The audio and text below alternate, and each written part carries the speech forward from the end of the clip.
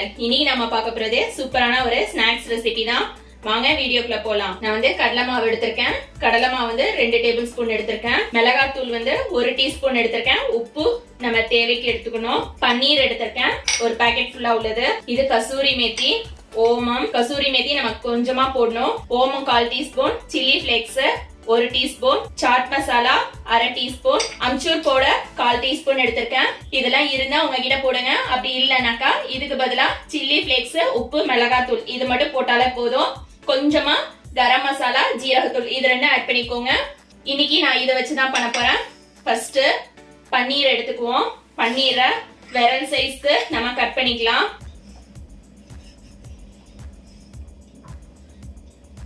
இது பாத்தீங்கன்னா இந்த சைஸ் இருக்கணும்.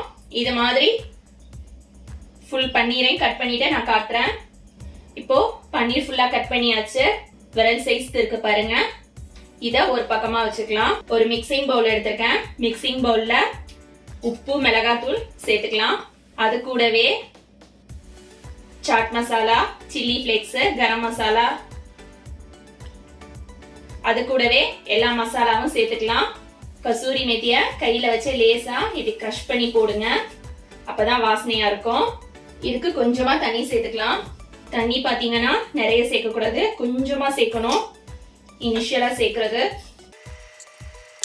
மசாலால தண்ணி சேர்த்ததுக்கு அப்புறம் இந்த மாதிரி இருக்கும். இப்போ நம்ம கட் பண்ணி வச்சிருக்க பன்னீரை ஒண்ணு ஒண்ணா போட்டு நல்லா மிக்ஸ் பண்ணி எடுத்துடலாம். இந்த மாதிரி மிக்ஸ் பண்ணும்போது பன்னீர் உள்ளுக்க மசாலா செல்லும்.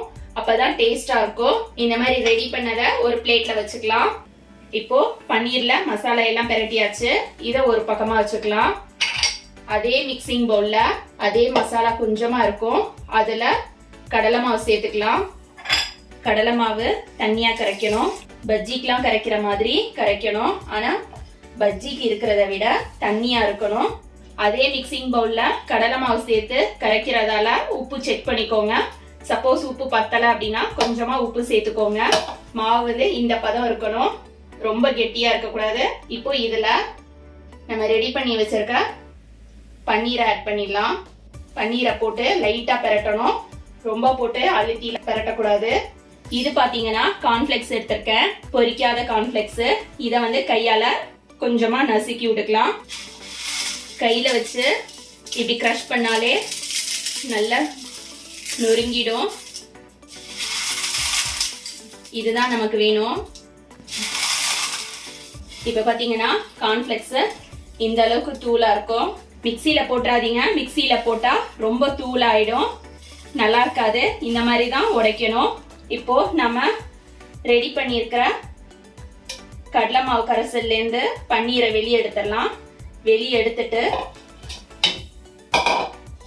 இதுல போட்டுட்டு இதுக்கு மேல கார்ன்ஃபிளெக்ஸை போட்டு லைட்டா அழுத்தம் கொடுக்கணும். வேகமா பண்ணக்கூடாது. வேகமா பண்ணினா பன்னீர் உடைஞ்சுக்கிடும். கடாயில எண்ணெய் வச்சிருக்கேன். எண்ணெய் சூடு வரவும் நம்ம இதை எடுத்து எண்ணெயில போட்டுடலாம். எண்ணெய் சூடு வந்துருச்சு. நம்ம ரெடி பண்ணி வச்சிருக்க பன்னீரை இதுல போட்டுடலாம். அடுப்பு பாத்தீங்கன்னா மீடியம் ஃப்ளேம்ல வைக்கணும், ஹை ஃப்ளேம்ல வைக்க கூடாது. லைட்டா திருப்பி விட்டுக்கலாம், எல்லா பக்கம் பொரியறதுக்கு.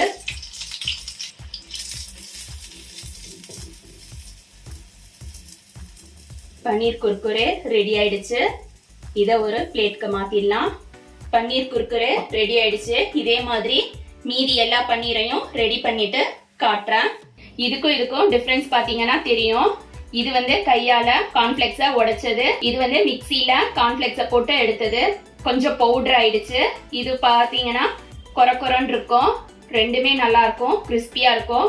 இதுக்கு மேல நான் கொஞ்சமா சீஸ் மசாலா வச்சிருக்கேன். இத அப்படியே லைட்டா தூவி விடுறேன். டேஸ்ட் இன்னும் சூப்பரா இருக்கும்.